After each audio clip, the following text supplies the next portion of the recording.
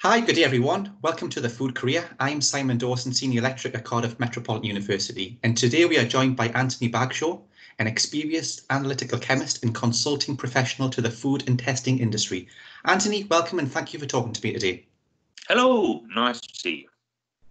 So, first of all, Antony, I'd like to ask if you can explain a little bit about who you are and what you do, please. Ooh, blimey. I'm currently working as a consultant to the food and food testing industries. My background is very much in food testing, but there is a lot of support that the food testing industries can offer the food industries at large. I work with food businesses, food testing businesses, food testing instrument manufacturers, and basically anyone will pay me. That's what you find yourself doing when you're a consultant. You work for anyone. My background is very much analytical chemistry, so to a certain extent that's where I'm coming from. How we can use our analysis of food to help people improve processes or just for legal requirements. Fantastic. I see from your consultancy website that you've got 20 plus years experience in operational technical management of UKAS accredited food testing labs. Could you kind of talk me through what this is, please? Okay. Right, UKAS is the United Kingdom Accreditation Service, and that is the government designated body that up until now has always been one of the things about Europe was you had to have a designated body within your country to be the accreditation service, and UKAS is the one in the UK. It accredits a huge number of different things to a huge number of different standards. In my particular field, the one we're really interested in is the International Standard for Laboratories, which is ISO 17025. ISO 17025 has been around for 15 or so years, maybe a little bit more, and it defines the way a laboratory should conduct itself, basically, from the very start in terms of offering services, how it deals with customers, how it deals with samples, how it deals with analysis, how it deals with reporting, how it deals with results, how it deals with complaints, how it deals with invoicing even. And so the entire laboratory process comes under this standard. It's quite a lengthy document, as you can imagine.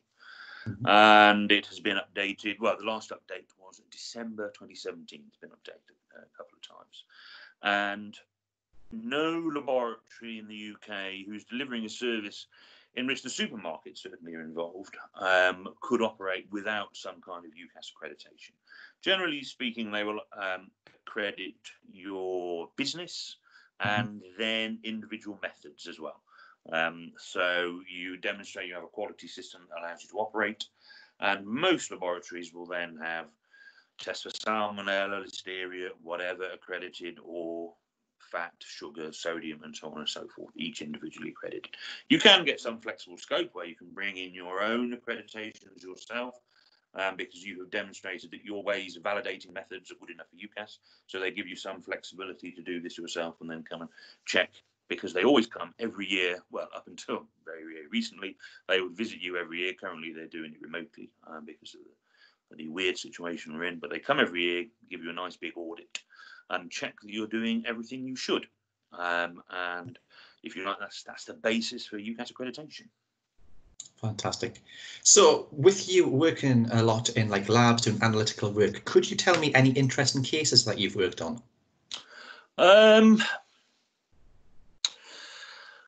I mean, there's always some stuff going on.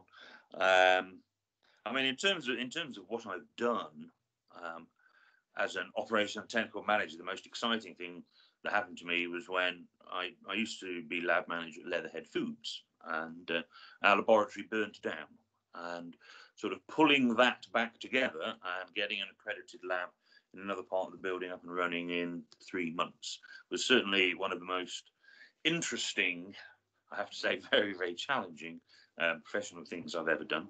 So, that was to a certain extent an internal crisis management. There are other occasions where you do get involved in companies' situations, food production businesses' situations, usually that is handled more by public analysts and trading standards rather than commercial contract laboratories, because commercial contract laboratories tend to supply very, very standard services rather than necessarily be involved too much in complaints or litigations.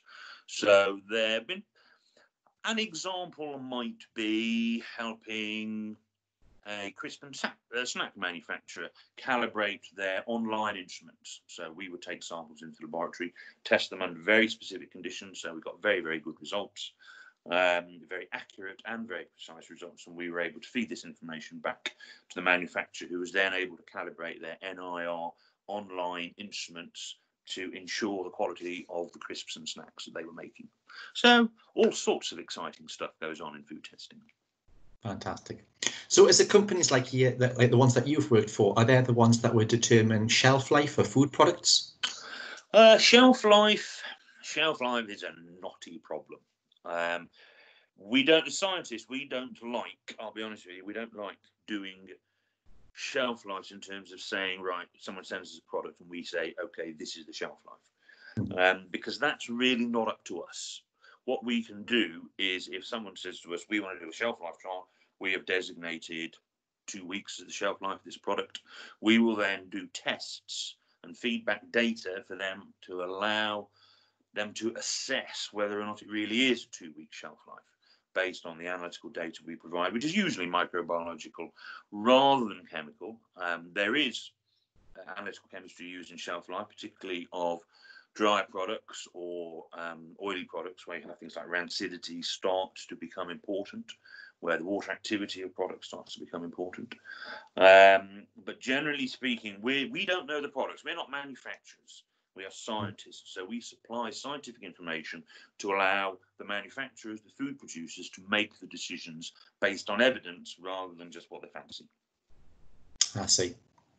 I've read somewhere that there's a variety of different type of category laboratories that are available. Have you worked in a variety of different types of category laboratories? I have worked in laboratories that have higher grade microbiology laboratory facilities, which is usually what you're talking about. Yeah. Chemistry, there are high grade chemistry laboratories, places like Portland Down, all that sort of stuff, where they're dealing with the real nasties of this world. But generally speaking, the food industry, most of the things that are in food should be there. If there are things that aren't there, pesticides, heavy metals, certain other environmental contaminants, these are stuff we can control within a laboratory environment relatively easily, because we're looking at relatively small samples in terms of the larger exposure. We might get a couple of kilos of some contaminated material in, but that's relatively easy to control for the things that I mentioned. So I personally am lucky enough, because it is a dreadful pain to work in these high-grade laboratories, the protective clothing and all that sort of stuff, that it is essential that you wear. I'm an old-fashioned, sort of dirty analytical chemist who's quite happily splashing acid all over the bench at will. So for anyone that's interested in progressing a career in like a laboratory, what kind of skills would you recommend that would help them develop their career? Well, there's two things. I mean, there is the basic academic knowledge that you do require. I'm not saying you can't become a very decent, in my field, chemistry, you can't become a decent analytical chemist without formal chemistry knowledge, but it's going to be far more challenging. And unfortunately, chemistry can be hard, and it's quite right that it is hard, because actually it genuinely does help you if you understand the first and second law of thermodynamics when you're doing modern day analysis. It really actually does help you understand what's going on with the instruments and understand how you can improve methods. You don't need to know it, but if you want to sort of take it on to a further step, it's very, very useful. So that sort of basic knowledge is really, really good, and I cannot recommend it enough. But other skills, in particular, root cause analysis and troubleshooting, this is stuff that is very difficult to teach.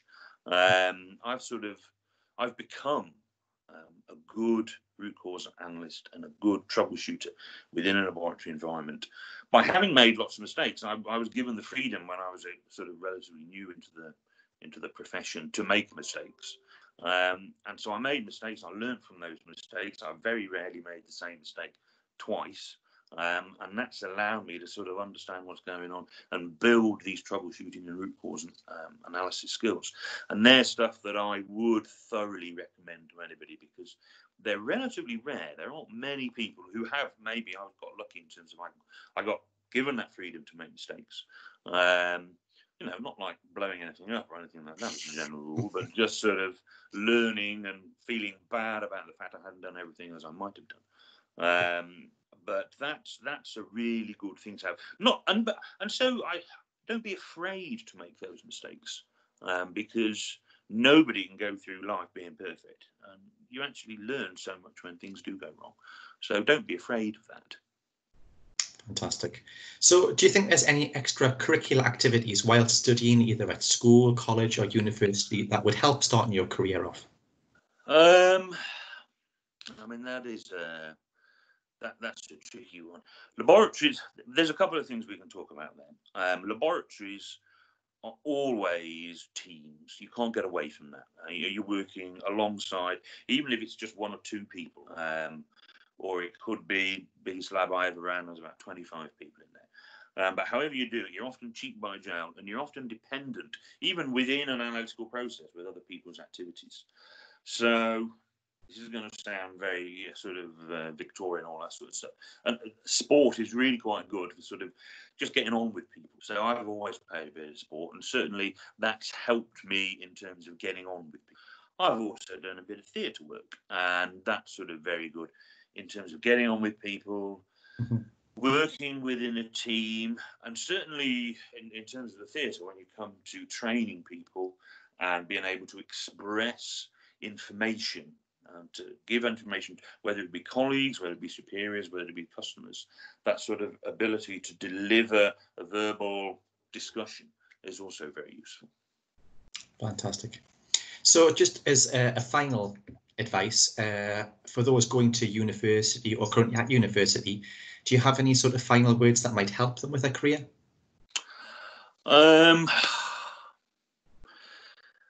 Certainly at the outset, it's going to be really hard.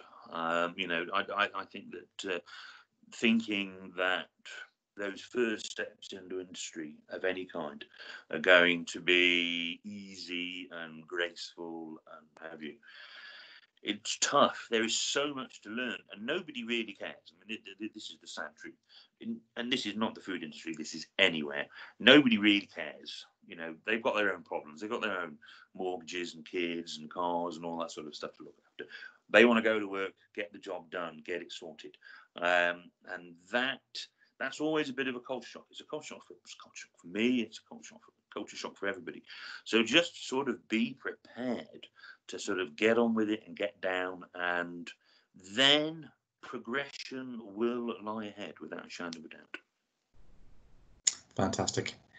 So Anthony, it's been great talking to you today. I think you've given us some really useful advice for anyone looking to be an analytical chemist, or those just want to get on and start their career off. So thank you, take care, and I hope to talk to you again soon. Thank you very much.